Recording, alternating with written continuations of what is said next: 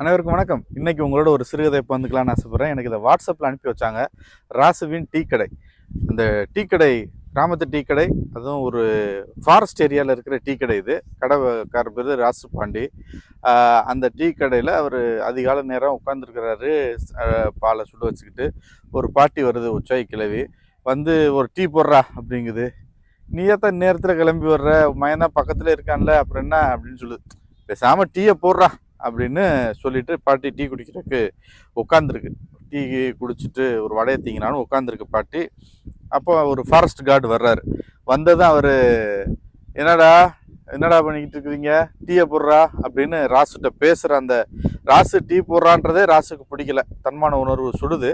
அவர் அதிகாரி இல்லையா, அதிகாரமாக மிரட்டுறாரு. சரிங்கய்யா போடுறேன்னு போட்டு கொடுக்கும்போது 4 வடையை பார்சல் கட்டுறா அப்படிங்கிறார். பார்சல் கட்டவா, இதுக்கே காசு கொடுக்க மாட்டானே குடிச்சதுக்கு, இதுக்கு வேற அப்படின்ட்டு ஐயா காசு அப்படின்னது என்னடா கேட்ட அப்படின்றாரு. அவர் கோவம் வந்துடுது காசு கேட்டதுக்கே. இப்போ பகைச்சிக்கிறவும் முடியாது. இப்போ டீயை போட்டு அவர் கொடுக்குறாரு. அதுக்கு முன்னாடி கிளவி கேட்ட டீ அப்படின்னா ராசு கொடுக்கவே இல்லை. அவர் டீ கொடுத்து இவருக்கு கொடுத்துட்றாரு. ஏன்னா அதற்கு முன்னாடி அந்த கிளவி கொடுத்தா கிளவியை நாளைக்கு இப்போ விறகு எடுக்க போகும்போது உள்ள விட மாட்டாங்க, ஏதாவது பிரச்சனை பண்ணுவாங்க, ஒரு ஈகோ ப்ராப்ளம் வரும்னு ராசு ரொம்ப அறிவாக இந்த ஃபாரஸ்ட் கார்டுக்கு டீயை போட்டு கொடுத்துட்றாரு. அவர் அந்த கிளவியை பார்த்து கார்டு கேட்குறாரு, என்ன காலங்காத்தாலே காட்டுக்குள்ளே போய் விறகு எடுக்கிற கிளம்பிட்டியா அப்படின்னு கேட்குறாரு. இல்லைங்கய்யா சும்மா வந்தேன் அப்படின்ட்டு கிளவி உட்காந்துருது. அப்புறமா அவர் டீயை குடிச்சதும் 4 வடையும் வாங்கிட்டு காசை கொடுக்காம போயிடுறாரு. போய் கொஞ்சம் நேரம் நடந்துகிட்டு இருக்கும்போது இன்னைக்கு ஃபாரஸ்ட் கார்டு ஆஃபீஸர் வர்றாருன்னு வேற சொல்லியிருக்க, ஃபாரஸ்டர் வர்றாருன்னு சொல்லவும் சரி எங்கடா நடக்குது அப்படின்னு ராசுன்னு போயிருக்கிறாரு. அப்போ 2 பேர் அந்த பக்கம் விறகு பிறக்கிட்டு வர்ற 2 பேர் வர்றாங்க. அவங்க தலைச்சுமையை இறக்கி வச்சுட்டு ராசுகிட்ட 2 டீ போடுனேன் அப்படிங்கிறாங்க. அவர் டீ போடுறாரு.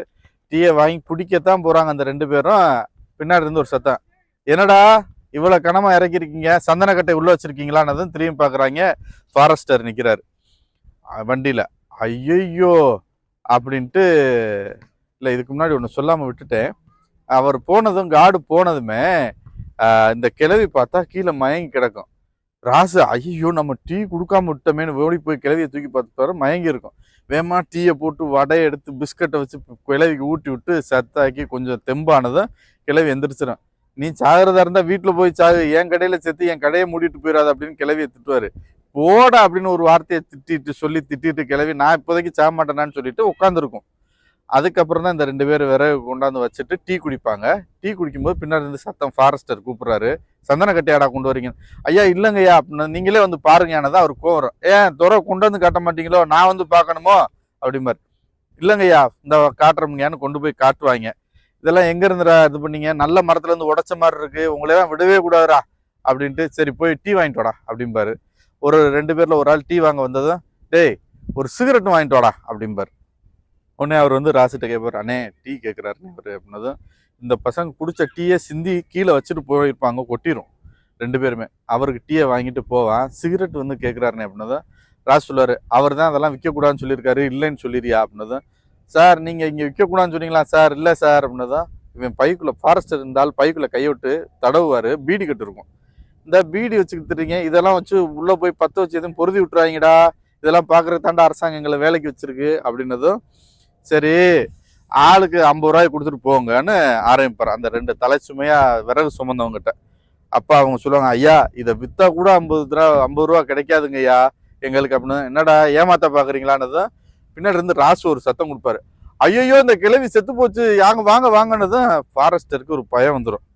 ஐயோ எங்கன நின்று அந்த கிளவி செத்து தூக்கி போறதுக்கு நம்மகிட்ட காசை வாங்கிடுவாங்கிட்டு அந்த அவன் கூப்பிடுறான் பாரு, பார்த்துட்டு அவனை பார்த்து என்னன்னு செஞ்சு விடுங்க அப்படின்ட்டு அவர் வேகமாக வண்டி எடுத்துட்டு கிளம்பிடுவார். இவங்க 2 பேரும் அவசரமா ஐயோ கிளவிக்கு என்னாச்சுன்னு ஓடியாடுவாங்கல்ல. கிளவி ஒரு ஓரமாக உட்காந்து சிரிச்சுக்கிட்டு இருக்கும்.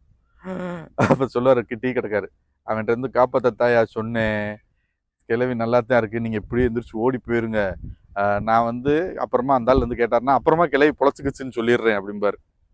உடனே அவங்க 2 பேரும் இந்த சிந்தின டீக்கு அண்ணே பரவாயில்லண்ணே இருந்தா டீக்கு காசும் கொடுப்பாங்க. டீ காசு அதான் சிந்திச்சு கொட்டி போச்சேடா இருந்தாலும் வந்ததும் வேணாம்டா காசு போங்கடா அப்படிம்பாரு இவர்.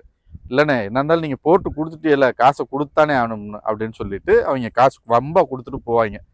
அப்போ தான் கடைசியாக இந்த எழுத்தாளர் யாருன்னு தெரியல, கதை மட்டும்தான் எனக்கு அனுப்புனாங்க.